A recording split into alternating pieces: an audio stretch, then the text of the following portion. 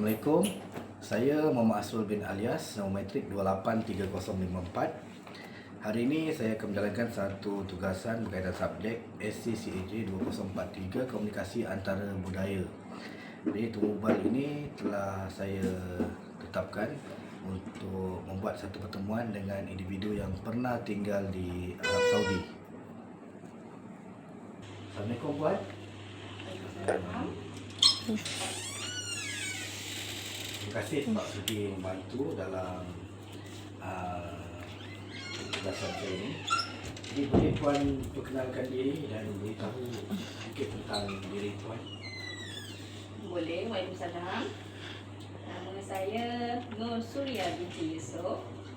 Saya berumur 35 tahun dan telah berkahwin. Saya menetap di Jeddah, Arab Saudi mengikut suami saya. Saya berkahwin dengan seorang lelaki berbangsa Arab. Jadi apa pekerjaan puan sebelum ni dan bagaimana boleh kenal dengan Suami saya.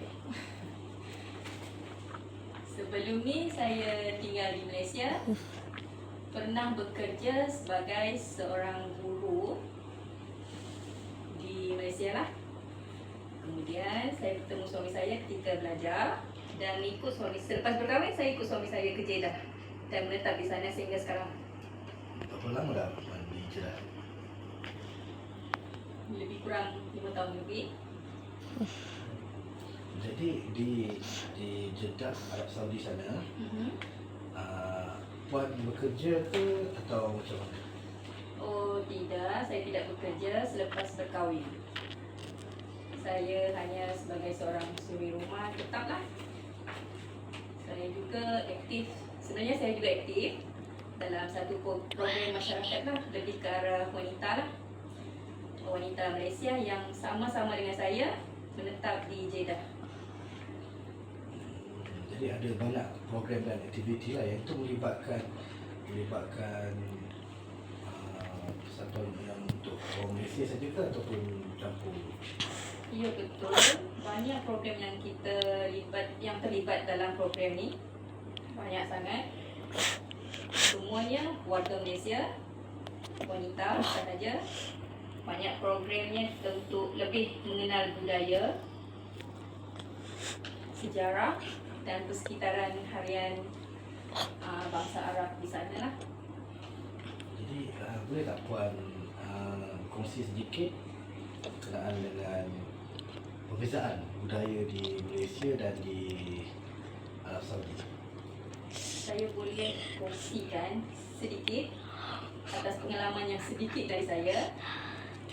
Di sana, perbezaannya dengan kehidupan kita di Malaysia adalah adat Islamnya, budaya adat Islam dia, sosial dan agama dia. Kehidupan persekitaran harian juga turut berbeza. Jadi contoh yang puan sebut tadi adat Islam dan budaya tu macam mana? Di Malaysia, seperti yang kita maklum, kita banyak bertoleransi. Di sana juga banyak toleransi, tetapi lebih kolektif. Pengumpulan, pemberian pendapat tu secara bersama, tetapi pendapat yang lebih dewasa, berpengalaman lebih diutamakan. Antara wanita dan lelaki juga, pendapat lelaki lebih diutamakan. Dia lebih kepada tradisional lah berbanding Malaysia. Jadi selain pada tu macam yang kita biasa dengar, biasanya orang perempuan dia punya pergerakan dan terhad yang Di Jeddah dia lebih tertutup. Wanita, hak asasi wanita tu tidak sepenting lelaki. Contohnya di Malaysia bebas untuk bekerja. Di sana kurang bebas.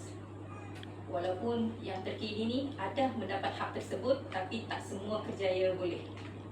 Dalam sektor-sektor tertentu sahaja. dia lebih kepada peraturan, banyak peraturan pun juga berbeza lah antara peraturan Malaysia dengan sana. Mereka juga sebelum ni tak digunakan memandu, tetapi kini sudah digunakan dalam pekerjaan tersebut lah. Dari segi bahasa macam mana? Di Malaysia kita pelbagai bahasa, kaum. Di Malaysia kita boleh berbahasa Melayu dan pelbagai bahasa. English language tu bahasa kedua tapi terpenting. Di Jeddah, bahasa Arab lebih diutamakan, sama ada kita nak guna domestik ataupun antarabangsa, duduk di rumah ataupun luar rumah contohnya. Lebih 100% menggunakan bahasa Arab. Jadi apakah cabarannya tinggal di sana berbanding di Malaysia? Cabarannya untuk saya sendiri yang baru beberapa tahun ke sana adalah bahasanya, budaya dia, pemakanan dia dan persekitaran harian dia. Sangat berbeza dengan kita di Malaysia. Jadi agak mencabar jugalah untuk tinggal di Negara Jeddah luar. sana. Dia sangat mencabar, sebab tu kita sepanjang di sana ada program tertentu untuk kita berkomunikasi, untuk mengenal budaya di sana. Saya sangatlah mengutamakan program tersebut untuk saya sendiri mengenal budaya suami saya, mengenal keluarga suami saya di sana, pemakanan di sana, untuk saya lalui hari-harian saya, untuk rukun rumah tangga saya sendiri. Baik, terima kasih banyak ya Puan kerana sudi meluangkan masa untuk bantu saya. Sama-sama, Cik. Sudi ditemu Puan. Terima kasih banyak Puan.